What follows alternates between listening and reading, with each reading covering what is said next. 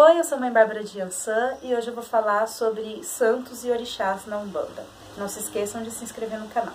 Da onde que vem o culto aos santos dentro de um terreiro de Umbanda? Vem lá atrás da época dos navios negreiros, da descoberta do Brasil.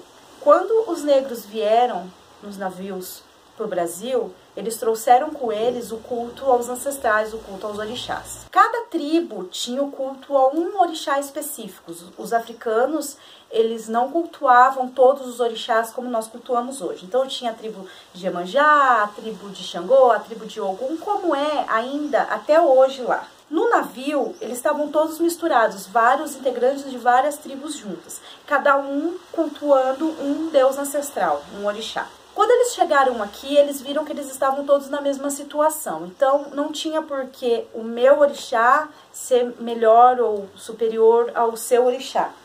Então, eles acabavam por cultuar todos os orixás juntos. Então, dentro de uma senzala, tinha vários membros de várias tribos diferentes. Então, tinha o filho da tribo de Iemanjá, o filho da tribo de Xangô, o filho da tribo de Ogum, o filho da tribo de Oxum. Então, eles cultuavam os 4 orixás ao mesmo tempo. Mas os portugueses, os brancos, dominadores, como sempre, foram lá e impuseram para eles que eles não podiam cultuar os santos deles, os orixás, os ancestrais, os encantados, porque eram manifestações diabólicas, vamos dizer assim. Então eles obrigaram os negros a se catequizarem, como foi feito com os índios. E obrigaram eles a cultuar os santos católicos, já que os portugueses são católicos. Mas o que eram os orixás para os negros? Os orixás eram ancestrais abençoados. Eram pessoas como eu e você, que viveram em terra, fizeram atos heróicos, resolveram problemas de cada região e foram transformados em seres superiores divinizados, em deuses. Então os orixás foram pessoas encarnadas que tiveram uma missão dada de auxiliar a tribo deles e graças a isso receberam uma bênção e se transformaram em deuses. Ok, fácil de entender isso. E qual era o processo de santificação de uma pessoa? Não era uma pessoa que era iluminada por Deus e que tinha uma missão muito importante, que era levar a palavra de Deus e unir as pessoas e levar a palavra de Jesus e que depois da sua morte foi transformada em um ser divinizado? Santos não são deuses, mas eles estão quase. Da mesma forma que os santos fazem um intermédio entre nós, encarnados, a Deus, os orixás faziam um intermédio entre o povo deles e o Orum, ou Zambi. Quando os negros foram catequizados, eles viram que tinha uma questão muito familiar ali com a questão dos santos. Os santos, eles eram, de certa forma, pessoas como os ancestrais que se tornaram orixás também foram. Então, uma maneira deles continuarem cultuando os orixás deles, mas ainda dentro da regra dos dominadores, dos senhores de escravo portugueses, era associar o santo ao orixá. Então, eles faziam as oferendas que os portugueses achavam que eram para os santos, mas na verdade eles estavam cultuando os orixás, numa face diferente. Eles não pararam de cultuar os deuses deles. Como eles escolheram os santos que seriam os determinados orixás? Pela história, mais ou menos, do santo que eles traziam para o orixá. Então, Iansã, que era Santa Bárbara, que tinha uma espada e que mandou um raio atingir uma torre, e então ela tinha o domínio da tempestade. Então, é Iansã. Então, São Jorge, que matou o dragão e apaziguou uma região e levou o mal embora, Ogum. E por aí vai para cada santo. Todos os orixás que vieram para o Brasil nos navios negreiros têm seus respectivos santos. Tá, isso foi no passado, quando eles não eram permitidos de cultuar os orixás deles.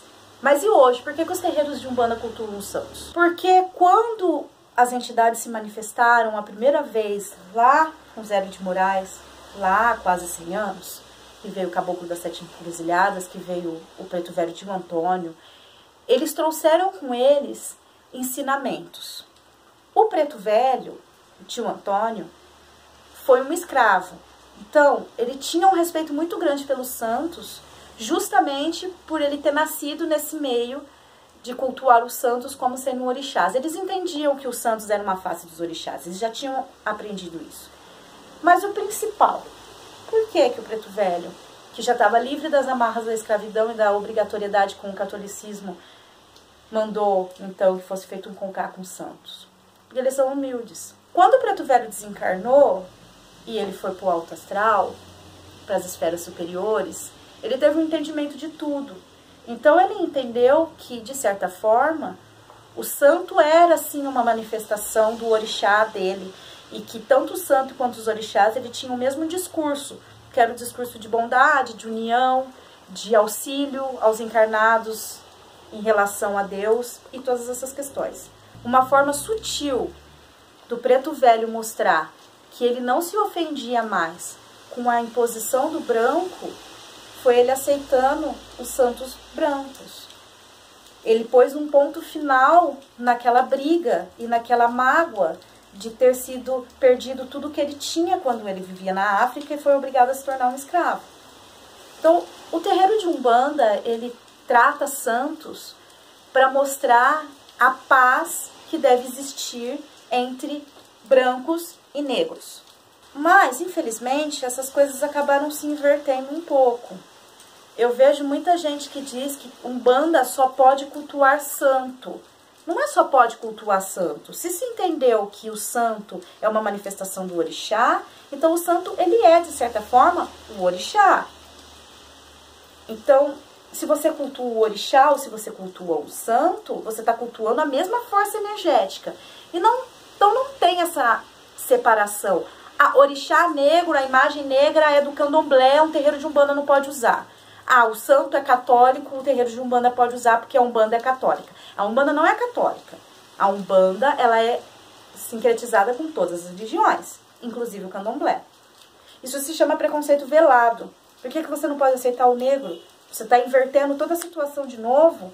Você está sendo novamente o branco dominador que define que o santo é mais evoluído e emana maior quantidade de luz do que o negro.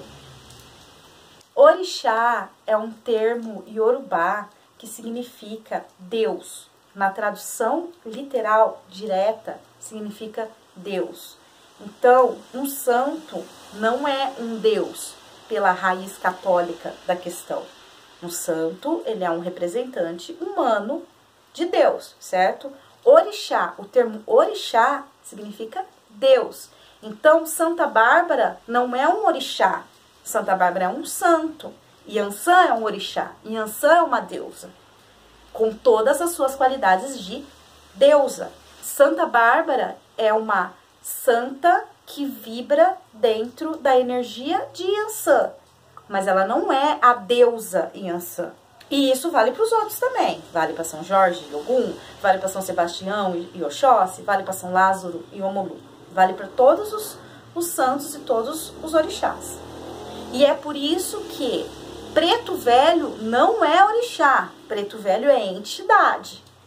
Orixá é Iansã, é Ogum, é Oxóssi, é Odé, é Euá, é Xangô. Esses são orixás, que são deuses. Preto velho, erê, caboclo, baiano, cigano, eles não são orixás. Eles são entidades de luz. Não dá para você dizer que eles são orixás. Eles podem um dia se tornar orixás da mesma forma que hoje Jesus se transformou em Deus. Mas Jesus não é um Deus. Ele é uma parte de Deus na Terra. É a mesma coisa. A entidade é uma parte do orixá na Terra, mas não o orixá. A parte pertence ao todo, mas o todo não pertence à parte. É isso aí. Curtam, compartilhem, se inscrevam. Aqui, ó, na espadinha. Discutam o assunto nos comentários. Se inscrevam na página do Face. E é isso aí.